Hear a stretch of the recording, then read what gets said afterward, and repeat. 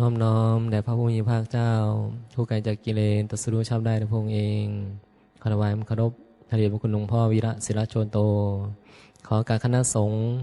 ขอเจริญพรญาติโยมทุกคนทุกท่านนะต่อไปก็ได้เวลานั่งสมาธิฟังธรรมะณมื้อนี้วันที่26พฤษภาคม2569นะฟังธรรมนะกิจกรรมนะยามมื้อแลงนะเป็นการซอยในเรื่องของการศึกษาเรียนรู้นะเน้นของในเรื่องของความรู้นะถ้าทำบ่ฟังเทศฟังธรรมกับบ่รู้นะมาศึกษาเนาะนะมาวัดก็มาศึกษาธรรมะนะมาศึกษาธรรมะอะไรจะนำไปใส่ในชีวิตนะจะเป็นเอียงก็แล้วแต่นะคันบ่ฮู้ธรรมะแล้วมันก็วุ่นวายเป็นพระเป็นชีเป็นญาติเป็นโยมนั่นบ่คันบ่ฮู้ธรรมะนะชีวิตมันก็อยู่ทำมาหากินอยู่แบบหลงๆเป็นพระก็อยู่แบบหลงๆเป็นชีก็อยู่แบบหลงๆเป็นญาติเป็นโยมก็อยู่แบบหลงหลงแล้วมันก็จะมีเรื่องที่มันเบียดเบียนเกิดขึ้นมาเบียดเบียนตนเบียดเบียนคนอื่นใส่ชีวิตอยู่แบบวิตกกังวลเป็นทุกข์มีแรงกดดันเครียดกินเหล้าเครียดกินเหล้าเครียดกินเหล้าอันนี้เขาโฆษณาเห็นบ่บางคนนี่เห็นบ่มันมีชีวิตอยู่แบบมีแรงกดดันไงเครียดก็ต้องบ่กินเหล้าก็ไปเฮ็ดอย่างอื่นเฮ็ดอย่างอื่นมันฟุ้งซ่านจิตวิญญาณเฮาของเฮาคันมันเครียดกินบ่ได้นอนบ่หลับร่างกายก็แปรปรวนไปหมดร่างกายเฮาคันเฮาคิดสังเกตมื้อคันเฮามีอาการเครียดเนี่ยแล้วมันเครียดกินก็บ่อยากกินหยังดอกบ่ค่อยหิวบ่ค่อยอยากเห็นบ่นอนก็บ่ค่อยบางทีบางคนเครียดบัดกินหลายกินหลายก็แฮ่งอ้วนจังซี่ก็มีมันเครียดแฮ่งอ้วนก็แฮ่งเครียดบางคนแฮ่งเครียดก็แฮ่งอ้วนโอ้ยจังซี่จังได๋นะเนี่ยคือมันเรียกว่าคือมันสับสนนะคนที่บ่รู้ธรรมะอันมีชีวิตอยู่แบบสับสนบ่มีเป้าหมายใส่ชีวิตแบบสับสนจะเอาจังไดดีจะเอาจังไดดีเหมือนมีอีหยังล่อเฮาอยู่เด้เหมือนมีอีหยังล่อเฮาอยู่เฮาก็จะมุ่งตามหานะบวชเป็นพระก็จะมาบวชเป็นพระเขามาก็จะคิดแล้วขั้นศรัทธาก็อยากบรรลุธรรมคือจังหลวงพ่อคนว่าออกไปเดินธุดงค์ไปตรงนั้นตรงนี้ไปพิปัสสะตอนนั้นบ่นี้เฮ็ดทุกอย่างที่เป็นรูปแบบพจน์วัดอย่างต่างๆเพื่อที่ต้องการให้ตัวเองบรรลุธรรมอันนี้มันมีอีหยังล่อเฮาอยู่ข้างหน้าเหมือนมีอีหยังล่อเฮาอยู่เหมือนมันสิเป็นหยังสักอย่างเหมือนเฮ็ดแล้วมันสิได้หยังสักอย่างคนที่ปฏิบัติธรรมก็เลยแบบไปปฏิบัติอยากจะไปปฏิบัติตรงนั้นตรงนี้เพื่อมันสิบรรลุธรรมนั่นบ่แต่สุดท้ายแล้วคันบ่ได้สัมมาทิฏฐิมันก็บ่สามารถที่จะปฏิบัติได้อยู่ดีนะบ่สามารถที่จะปฏิบัติได้อยู่ดีแล้วมันก็จะฟุ้งไปต่อได้บัดทีนี้ฟุ้งไปต่อจะเฮ็ดจังไดจะเอาจังไดไปแล้วก็มันจะเอาจังไดดีจะปฏิบัติจังไดมันจังจะพ้นทุกข์มันก็ตั้งคำถามอยู่นั่นแหละนะมันคือนานบรรลุแท้ยามใดสิบรรลุอย่างแบบนี้นี่คือคนมีศรัทธาอยากจะปฏิบัติเป็นแบบนี้ส่วนคนบ่มีศรัทธามื้อไหนสิสึกดีเนาะไปเฮ็ดอีหยังดีเนาะมันก็คิดบ่คือกันไงบ่ได้คิดอยากจะปฏิบัติเด้นะนอนกินข้าวแล้วก็ไปนอนเล่นโทรศัพท์เล่นเกมเล่นหยังไปดูนั่นดูนี่เสพนั่นเสพนี่แล้วก็ปรุงแต่งไปไปเห็นคันเป็นคนก็ไปเห็นรูปเขางามๆก็โอ้ผู้นี้ก็งามผู้นั้นก็งามไปซึกไปเอาเมียซะบ่เกิดราคะเกิดกำนัดขึ้นมาก็อยากซึกอยากล่าแล้วมันเท่านี้เห็นบ่ไปหาเหตุการณ์เหตุงานยังก็คิดปรุงแต่งไปเพราะว่าบ่มีศรัทธาที่จะปฏิบัติไงคนที่บ่มีศรัทธาก็คิดไปทางโลกบวชเข้ามามันก็คิดไปทางโลกเพราะว่ามันบ่อยากบรรลุธรรม คือมาหาเหยื่อทางวัดแล้วมันเหยื่อมันหน่อยมันเสพแล้วมันก็เลยแบบมันรู้สึกว่าโอ้ยบวชมาโดนแล้วหลายเดือนหลายปีแล้วเดี๋ยวหอดออกพรรษานี่สิซึกเนี่ยเดี๋ยวปีใหม่ก็สิซึกเดี๋ยวมือนั่นมือนี่คือมันสิล่อเนี่ยล่อหาโอกาสที่จะออกไปสู่โลกภายนอกมันเบื่อแล้วไงมันเบื่อในสภาพแบบนี้นะรูปแบบนี้เพราะว่าศรัทธาก็บ่มีสัมมาทิฏฐิก็บ่มีปัญญาก็บ่มีนะก็เลยแบบปรุงแต่งไปทั้งโลกนะปรุงแต่งไปทั้งโลกมันก็คิดไปบางคนก็สึกออกไปนะสึกขาลาเพศออกไปนะส่วนมากถ้าบ่มีศรัทธาส่วนมากก็จะสึกขาลาเพศออกไปส่วนคนไหนที่ยังมีศรัทธาอยู่มันก็ทนอยู่นะทนอยู่หาวิธีที่จะปฏิบัตินี่แหละนะหาวิธีหรือก็หาเสพอย่างนั้นอย่างนี้ไปหาเครื่องอยู่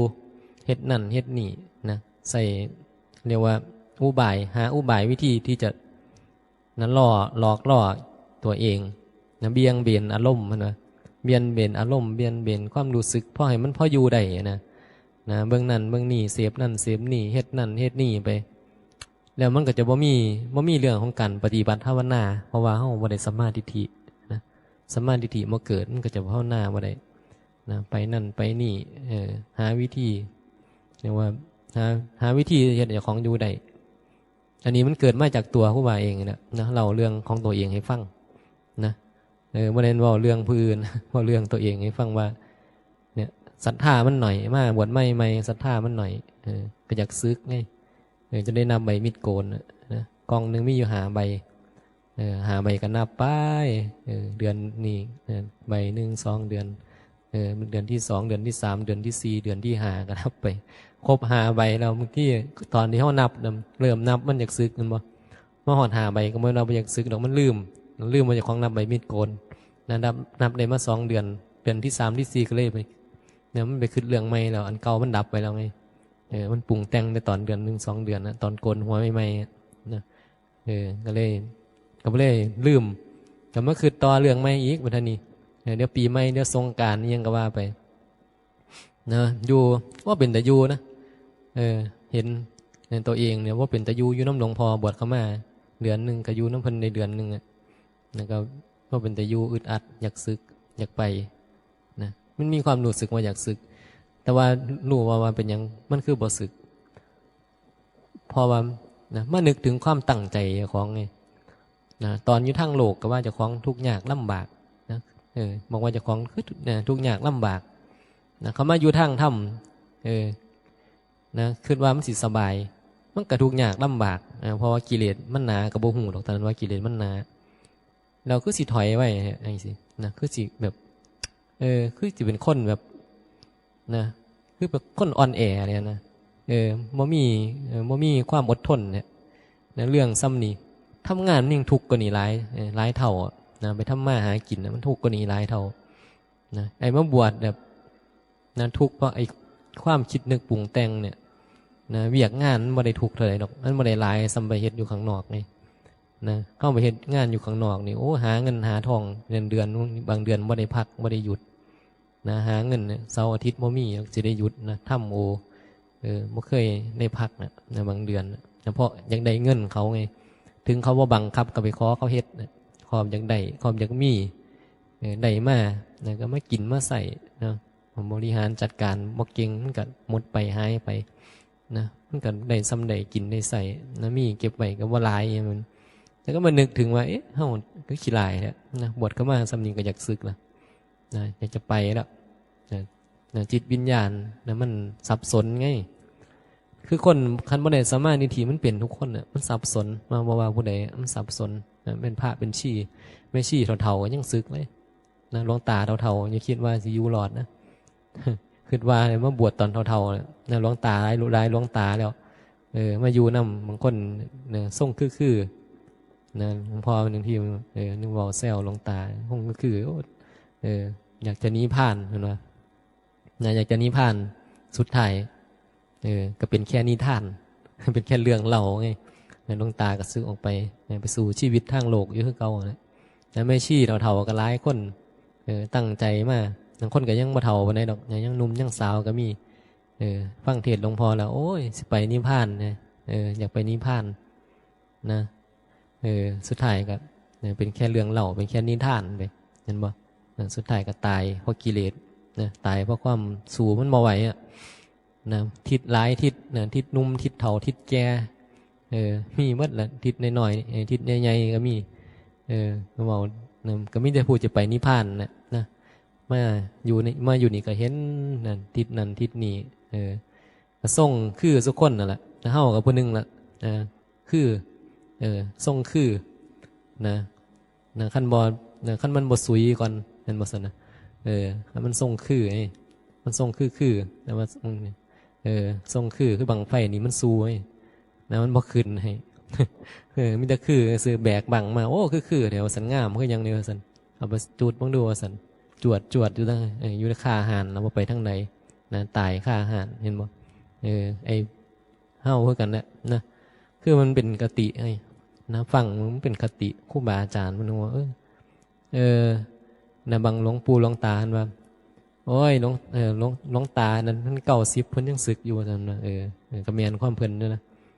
ะ90 ปีก็ยังศึกอาจารย์นั้นให้บวชมันเท่าใดแล้วนะ40 50พรรษาเพิ่นก็ศึกอยู่ซั่น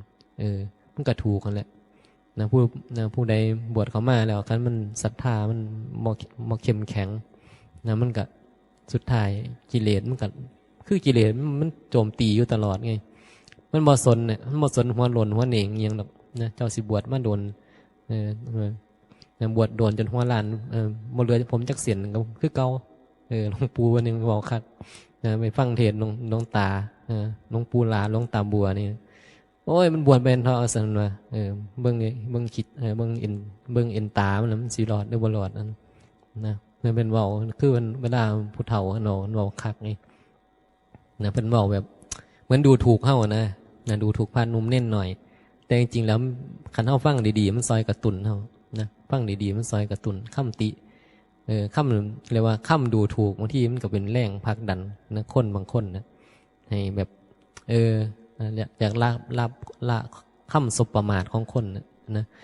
ผู้ใดดูถูกเฮาเดี๋ยวเฮาเสียตั้งใจนะบางคนมันเป็นพลังไปผลักดันเขานะบนเทศแต่บางคนกับว่าใดหรอกมันอยู่ที่การใส่ประโยชน์นะคันเฮาบ่ศรัทธาเฮาอาจจะคิดไปในทางอกุศลนะคันเฮาบ่ศรัทธาครูบาอาจารย์คันมาอยู่นำครูบาอาจารย์ก็นะพี่มันก็จะคิดไปในเรื่องอกุศลนะคนบ่คิดบ่ฉลาดความคิดบ่ฉลาดนะเป็นเรื่องอกุศลนะฟังแล้วก็ถูกเหมือนคำติคำด่าคำว่าคำบ่นนี่เป็นเรื่องแบบดูถูกด้อยค่าเฮานะเป็นคนแบบโอ้ยครูบาอาจารย์ดีแต่เจ้าของหั่นล่ะนะดีแต่เจ้าหั่นล่ะเห็นบ่บ่ดีแต่เฮานะตีแต่เฮาอหยังแบบนี้คือมันเป็นกลายเป็นว่ามีโทษนะมีโทษนะฟังแล้วคันบ่เข้าใจมันจะมีโทษแต่ว่าคันเฮาศรัทธาเฮาเชื่อมั่นในครูบาอาจารย์นะฟังแล้วมันก็จะเกิดประโยชน์กับเฮาเอาเลยครูบาอาจารย์จัดให้เต็มที่บอกนะขาน้อยนี่มอบกายถวายชีวิตแล้วซั่นนะกันไปคันเฮาไปวัดไหนอยากเฮ็ดให้เจ้าของมันอยากเฮ็ดให้เจ้าของดีขึ้นนะให้เป็นผาขี้ริ้วเพิ่นบอกนะคำเทศน์คำสอนของหลวงปู่มันนะหลวงปู่หลานไปอยู่น้ำหลวงปู่มันเป็นผาขี้ริ้วนี่มันนะผาขี้ริ้วนี่เพิ่นสิเฮ็ดหยังก็เฮ็ดไงเซ็ตมือก็ได้เซ็ตตีนก็ได้ไปเซ็ตขี้เซ็ตเหี่ยวเอาไปเฮ็ดหยังก็ไปเฮ็ดอยากเฮ็ดจังได๋ก็เฮ็ดไงผาขี้ริ้วมันบ่มีหยังล่ะแล้วบ่มีโต้ตอบเป็นบ่ซั่นน่ะจับมาโอ้ยขี้กับแก่ตัวนี้มันซั่นน่ะมันเซ็ตขี้กับแก่ได้เซ็ตไปโอ้ขี้ไก่โปก็เซ็ตไปขี้ไก่โปหรืออยากจะเซ็ตตีนเอามาทิ่มไว้เซ็ตตีนก็เซ็ตไปอยากได้เซ็ตมือถ้ามันสะอาดก็เซ็ตมือได้พอผาขี้ริ้วมันก็แล้วแต่เหตุปัจจัยผาขี้ริ้วเฮาซักมาสะอาดแล้วเอามาเซ็ตมือก็ได้เอามาเซ็ตตีนก็ได้เอามาเซ็ตนั่นเซ็ตนี่คือผาขี้ริ้วนะผาขี้ริ้วเอามาใส่ประโยชน์นะเซ็ตถ้วยเซ็ตบวงเซ็ตอันนั้นอันนี้ นะขั้นอยากดีนะขั้นอยากดีอยากฝึกเจ้าของนะก็หาครูบาอาจารย์ที่เฮาศรัทธานะก็ไปอยู่นำนะมันก็จะ แล้วก็ไปทำตัวเป็นพาคีริ้วนะมันก็จะซอยกระตุ้นจิตวิญญาณเฮาให้เฮาแบบเข้าถึงธรรมชาติเข้าถึงธรรมะนะครูบาอาจารย์นี่มันมีธรรมมันก็จะดูดเฮาเข้าหาธรรมะนะดูดเฮาเข้าหาธรรมะนะไปประวัลนาโตไปประวัลนาโตว่าคันน้อยดิฉันกับผมผมมาผมขอมาประวัลนาในครูบาอาจารย์อันใดมันผิดมันบ่ดีมันยังก็ตำนี้ตีเตือนได้เลยบ่ต้องย่านว่าสิถือโทษกดเครื่องอีหยังจังซี่เครื่องเฮาประวัลนาโตไว้นะประวัลนาโตสมัยก่อนหลวงปู่หมันเพิ่นเฮ็ดแบบนั้นแหละผู้ใดมานี่มันก็มาถือนิสัยประวัลนานะให้เป็นผาคีริ้วต้องไปฟังเทศหลวงปู่หลานะเรื่องพวกนี้มันเป็นเรื่องสมัยก่อนนี่เป็นเทศไว้ครูบาเป็นคนมักฟังเรื่องแบบนี้นะสมัยบวชใหม่ๆมันก็เลยเป็นพลังอย่างนึงให้มันนั่งเขาเมาอยู่นี่แหละนะยังเหลือเป็นเหลืองๆอยู่นี่นะขั้นว่ามีหลวงปู่หลากับว่าเรือเหลืองๆนี่ดอกนะกำลังพลังใจนัวมีแล้วมาอยู่น้ำหลวงพ่อนี่บ่ได้ยังนะบ่ได้ยังอีดียอมรับได้ว่าบ่ได้ยังเพราะว่ายังพอหลวงพ่อเพิ่นบ่ได้สอนแบบนะบ่ได้แบบบังคับนะเพิ่นสอนคนฉลาดไอ้เฮาผัดกิเลสหนานี่นะเฮาเข้ามาอยู่น้ำเพิ่นเอากิเลสออกมา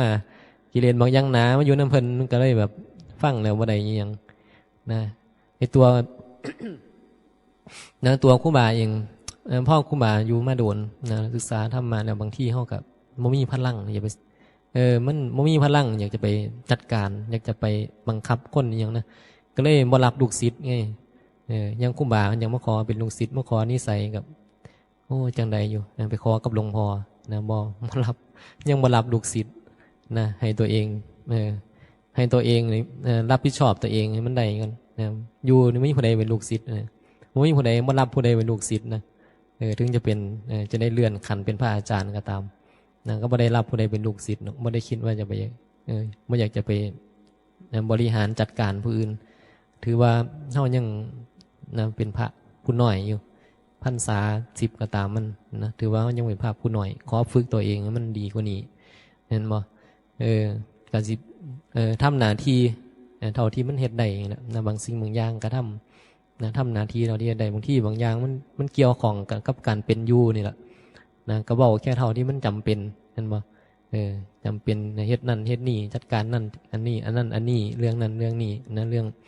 การเป็นการอยู่นะสื่อสารกันพ่อให้มันเข้าใจได้ว่าเฮาสิอยู่กันจังไดเฮ็ดอีหยังจังไดนะแต่จะไปบอกไปสอนไปติไปเตือนไปตำหนิคนไปอีหยังนะบอกขอรับหรอกคืออย่างนึงมันสิหนักเฮาไงนะกันเฮายังปฏิบัติโตยังบ่เฮายังกิเลสหนาบ่ยังไงเฮายังกิเลสหนาอยู่เฮาเลยคันสิไปรับคนอื่นมากิเลสเจ้าของก็ยังบ่ยังหนาอยู่เอาคนอื่นมาอีกมาเพิ่มกิเลสให้เจ้าของอีกนั่นก็เลยบ่เอาลูกศิษย์นี่นะบ่รับลูกศิษย์เนี่ยให้ครูบาอาจารย์เฮาบ่ได้แม่นว่าเฮาวัดเฮามันบ่แม่นบ่มีครูบาอาจารย์นี่แล้วมีหลวงพ่ออยู่เป็นครูบาอาจารย์นะก็ให้ดูปฏิปทาแต่ปัญหาคือมาอยู่กับหลวงพ่อนี่แหละขอเสียคือว่าเพิ่นบ่ค่อยได้ลงมานะดูแลพระนะเพิ่นขอเสียหมายถึงว่าบ่แม่นว่าขอเสียของเพิ่นเด้ขอเสียคือเพิ่นแบบนะบางทีมันก็เบื่อเนาะว่าเพิ่นเฒ่าเพิ่นอายุเพิ่นก็หลายเฒ่าแล้วลึกอ่ะเจ็บป่วยบ้างอีหยังบ้างบ่อยากจะมาบังคับนะจัดการคนนั้นคนนี้แต่ก่อนนี่มันเข่งขัดกว่านี้เพิ่นว่าเพิ่นก็เล่าให้ฟังอยู่นะว่าแต่ก่อนนี่เพิ่นเข่งขัดนะมีเอาระเบียบวินัยนี่เป๊ะก็นี่นะหลังๆมาแล้วมันนี่แหละธรรมะนี่แหละมันเฮ็ดให้แบบเบื่อที่จะไปจัดการคนไงนะแล้วคนทุกคนมันก็อายุมากแล้วเฒ่าแล้วยังไงมีแต่คนเฒ่าๆมาอยู่นี่จะสิไปจัดการให้มันได้อีหยังมันบ่แม่นเด็กน้อยเกิดเมื่อวานไงบ่แม่นสอนเด็กน้อยปฐมสิมาดัดหางหมาอยู่ว่าเซาดัดหางหมาว่าซั่นว่านะที่เอามาดัดแต่หางหมาอยู่นี่ผู้ใดได้ดัดก็ดูกมูคนนั้นครับเป็นมาดูกมูเดี๋ยวกับนั่นเดี๋ยวกับอันนี้ว่าซั่นนะเพิ่นก็เลยเบื่อไงเบื่อกันที่สอนเด็กหน่อยนะก็มาเทศให้ฟังแล้วก็แล้วไอ้เฮาผัดกิเลสนะบัดนี้มาอยู่นำเพิ่นโอ้ยอยู่บ่ได้นะฟังก็บ่เข้าใจเนาะนะก็หนีไปตามภาษานั่นน่ะ นะเห็นครูบาอาจารย์หลายรูปนะเพิ่นมาอยู่เพิ่นก็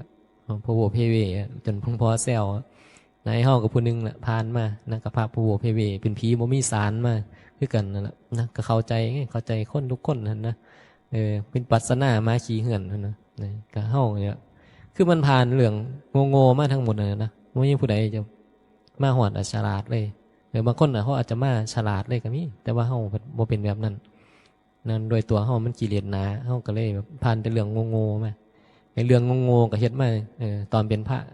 ก็โง่ตอนเป็นโยมก็โง่ก็เลยยอมรับไงว่าเจ้าของกิเลสหนาไงนะมาซุมื้อนี้ก็บ่ได้ว่ากิเลสน้อยเลยก็ยังหนาอยู่ถึงบอกว่าบ่รับลูกศิษย์ไงผู้ใดอยากพ้นทุกข์เอาตัวเองให้มันรอดก็แล้วกันอย่า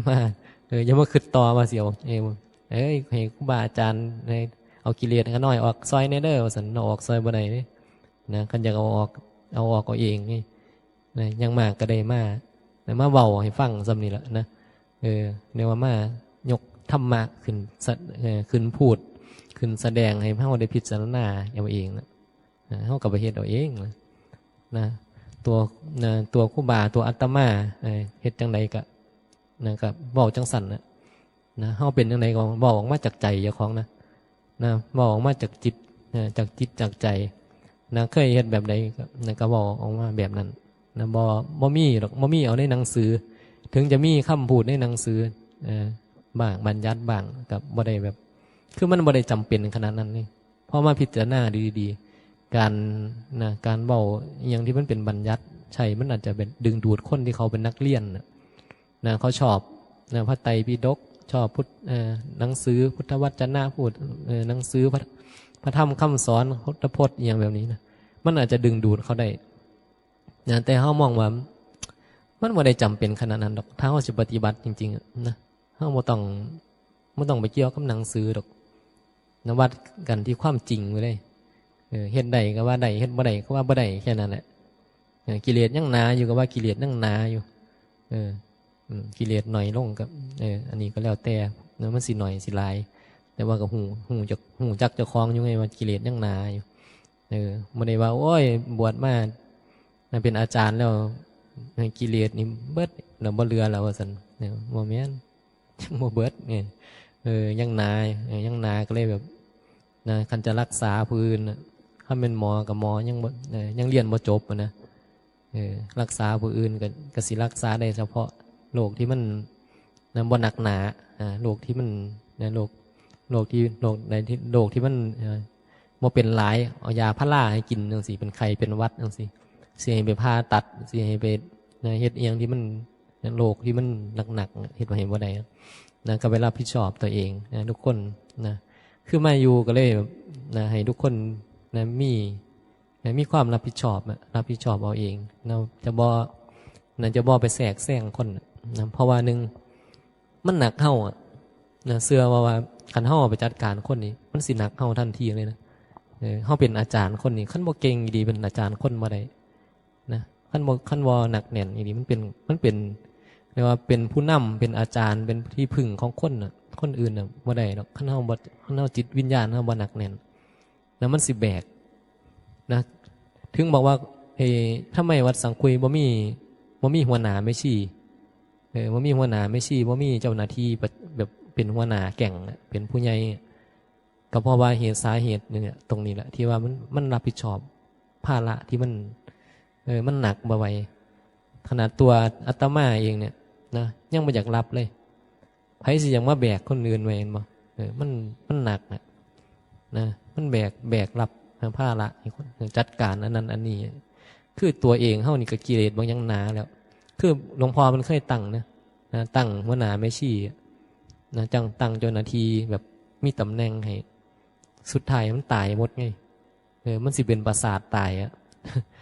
มันคนมันหลายคนก็หลายกิเลสมันก็หลายเห็นบ่ซั่นนะจักเอากิเลสผู้ใดดีนั่นจักจะสนองกิเลสตัณหาผู้ใดดีสุดท้ายมันก็เลยต้องเห็นละบ่ต้องมีเจ้าหน้าที่ที่เป็นหัวหน้ามีแค่เจ้าหน้าที่ดูแลเจ้าหน้าที่ที่รับรู้รับทราบนะรับรู้รับทราบอย่างเจ้าหน้าที่ที่เขามาตอนรับเจ้าหน้าที่ที่เขารับข้อมูลมา คือเขาจะบ่จัดการนี่ยังเฮาดอกซึ่งเจ้าหน้าที่นี่เขาจะแค่บอกแนะนำนะถ้ามีปัญหาจริงเขาอาจจะมาบอกครูบาอาจารย์บอกนะหรือเขาแนะนำเฮาได้เขาก็จะแนะนำเฮาไปคำมันบ่ไหวเขาก็จะมาบอกครูบาอาจารย์บอกหลวงพ่อบ้างบอกครูบอกอาตมานะมันก็แล้วแต่อันนี้คือเขาก็บ่อยากรับผู้มีผู้ใดอยากจะไปรับผิดชอบนะชีวิตผู้อื่นนะ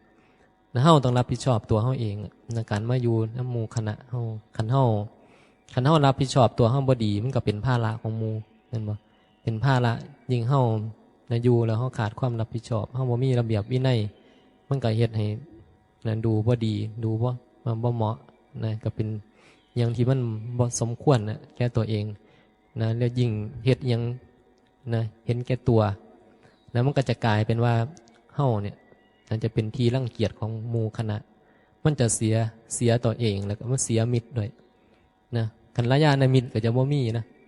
คนที่เห็นแก่ตัวนะคนที่ขาดความรับผิดชอบคนที่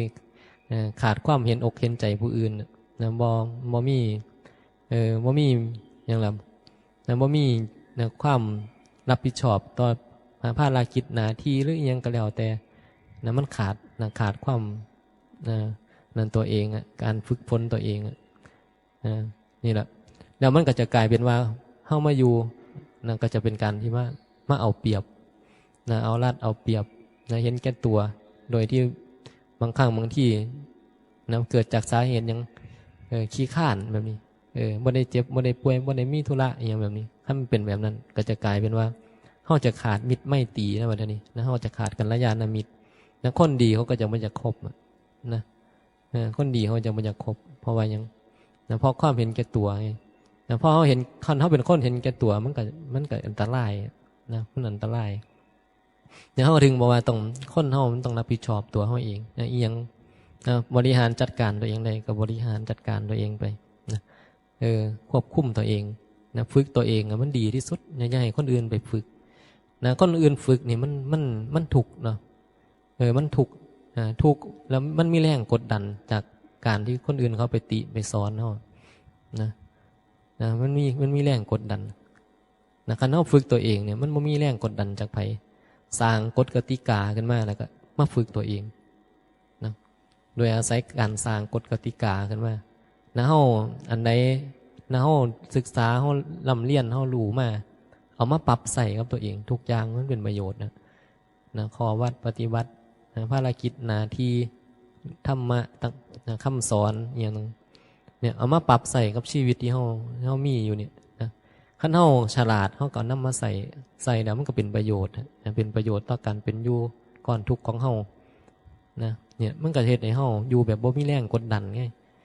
นะมันจะบ่มีแรงกดดันนะอยู่ไปอยู่ตรงใดก็จะอยู่ได้นะบ่มีปัญหานะเพราะเขาผ่านการฝึกฝนมาแล้วเนี่ยนะเขาไปอยู่ตรงใดมันก็จะเป็นกัลยาณมิตรกับคนอื่นได้นะเขากับคนอื่นเขาเป็นคนที่มีความเขามีคนฝึกตนเองก็มีความรู้ความสามารถนั่นว่านะเขาฝึกอันใดเขามีความรู้ด้านนั้นด้านนี้หรือเขาสามารถที่อันนั้นอันนี้ได้มันก็จะเป็นประโยชน์ตัวเขาตัวผู้อื่นได้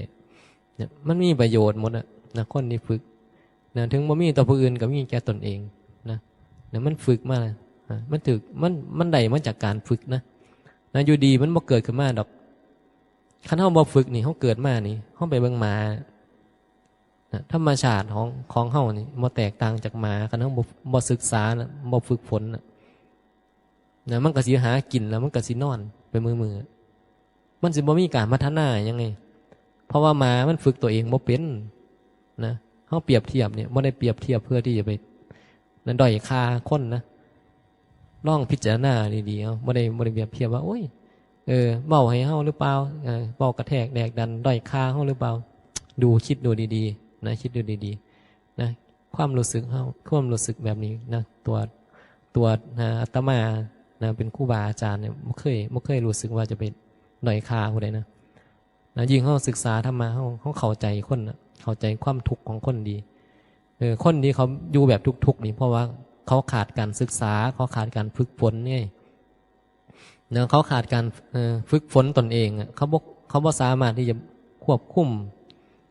ตัวเองได้เขาเลยอยู่แบบทุกข์ไงเหมือนหมานี่เห็นบ่ เอาเปรียบเทียบมานี่ทำไมมาเขาถึงมันถึงอยู่แบบนั้นนะเพราะมันศึกษาบ่ได้ศึกษาบ่ได้แล้วบ่พอแถมมันก็ยังฝึกฝนตัวเองบ่ได้พร้อม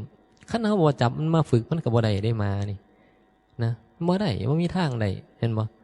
คนเฮานี่ต่อให้ศึกษาแล้วนะรู้แล้วบ่ยอมเอาไปฝึกฝนน่ะมันก็บ่ได้อยู่ดีนะเจ้าสิฟังเข้าใจมันได้ก็ตามนะแต่บ่ฝึกนะบ่ฝึกบ่หัดสุดท้ายมันก็บ่มีผลอีหยัง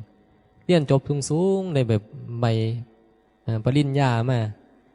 เป็นด็อกเตอร์นะแต่ว่าเฮ็ดหยังก็บ่เป็นเพราะว่าหยังเพราะบ่เคยลงมือทำไงนะบ่เคยลงมือทำบ่เคยได้สัมผัสด้วยตัวเองนะได้ยินได้ฟังมาซื่อนะเรียนมาฟังมาซื่อคือบ่เคยได้ปฏิบัตินะบ่เคยได้ปฏิบัติด้วยตัวเองนะถึงบางครั้งบางที่เนี่ยเห็นบ่พระนะพระนี่จบมหามาเนี่ยในยกตัวอย่างหลวงตามหาบัวนี่แล้วมันจบมหาหลวงปู่หมันน้องวางในเอามาหาทิ้งไว้ก่อนนะลดทิฏฐิมานะของมหาไอ้ความรู้ที่เจ้าเรียนมาเอาไปกองไว้ซะก่อนนะมาหาเฮากับมาเฮ็ดตมอบตอบขาเรียกว่ามาเนี่ยมันเป็นผาขี้ริ้วมานะยาสิมาแบบยาสิเอาความรู้มาหานะมาเขามาให้มาเขามาเดี๋ยวมันสิเก่งกว่าเฮาอ่ะนะก็เลยให้เอาความรู้มาหาทิมไว้ก่อนนะคันเอาความรู้มาหามามันก็เก่งกว่าหลวงปู่หมันอีหลีหั่นแหล้วนั่นบ่ซั่นเพราะเพิ่นบ่ได้เรียนมาหลายเด้แต่ว่าเพิ่นปฏิบัติมานี่นะคันความรู้ในความรู้ในหนังสือก็สู่หลวงตาบ่ได้ไงนะเพิ่นก็เลยบอกว่าหลวงตามหาบัวอีหยังสิสมัยอาจารย์บัวอีหยังก็ว่าไปความรู้มาหาก็เอาไว้ก่อนนั่นบ่คือมันยังความรู้มันก็เป็นส่วนหนึ่งในการที่จะมาปฏิบัตินั้นแต่ตัวปฏิบัติก็อีกส่วนหนึ่งไงนะคันเฮามีความรู้แล้วเฮาบ่ลงมือปฏิบัติมันก็บ่มีผลหยังนะบ่มีผลหยังตัวปฏิบัติก็ส่วนหนึ่งการปฏิบัติมันก็จะลำบากก็เรื่องความรู้ไงฟังได้ก็ฟังเข้าใจได้ก็แต่เวลามาลงมือปฏิบัติมันก็อีกนะทฤษฎีอย่างนึงปฏิบัติก็อย่างนึงแต่ว่ามันก็สอดคล้องกันนะสอดคล้องกันไปแต่ว่าเวลาลงมือทำในความเป็นจริงแล้วนะมันอาจจะต้องพลิกแพลงอย่างบางอย่างมันอาจจะต้องมีอย่างที่มันยืดหยุ่นนะมีอย่างที่มันยืดหยุ่นมันก็ยังจะเฮ็ดให้เฮาลุล่วงสำเร็จในเป้าหมายบางที่ในทฤษฎีเพิ่นอาจจะเขียนอธิบายแบบนี้ไว้นะแต่พอมาปฏิบัติเรามันรู้สึกว่ามันคือยังเวลาหลวงพ่อเพิ่นอธิบายธรรมะจังซี่นะบางทีมันก็อธิบายมันว่าบางทีมันบ่ค่อยตรงคือจังว่าอรหันต์ผู้ไกลจากกิเลสอย่างแบบนี้บัญญัติบ่ค่อยตรงถ้าบอกว่าอรหันต์ก็หมายถึงว่าหมดกิเลสแล้วอรหันต์คือสิ้นกิเลสนะขั้นไก่มันเหมือนว่ามีตัวตนแล้วก็มีคนที่อยู่ไกลจากกิเลสยังมีเฮาอยู่บางทีมันก็บอกว่าคือคนที่บ่ยึดมั่นในตัวตนแล้วกิเลสก็บ่มีแล้วตัวตนก็บ่ยึดมั่นแล้วนะเลือกขันมันวิมุตติแล้วอันนี้คืออรหันต์ขันมีอยู่แต่ว่าบ่มีความยึดมั่นในขันแล้ววิมุตติหลุดพ้นแล้วบางทีมันก็แปลไปแบบนั้นมันจังเห็นถึงสภาวะที่มันที่มันหมดตัวตนนะเว้ยหมดความยึดมั่นในตัวตนจะบอกว่าหมดตัวตนมันก็สิหมายอาจสิไปหมายถึงว่าหมดตัวตนเฮาตายตัวสนะว่าซั่นเฮาก็แก่เอาไปเผาแล้วนะบ่มีเฮาแล้วว่าซั่นบางคนคิดไปแบบนั้นคือมันหมดความยึดมั่นในขันนะขันมันวิมุตติหลุดพ้นจากการยึดมั่นในขันอรหันต์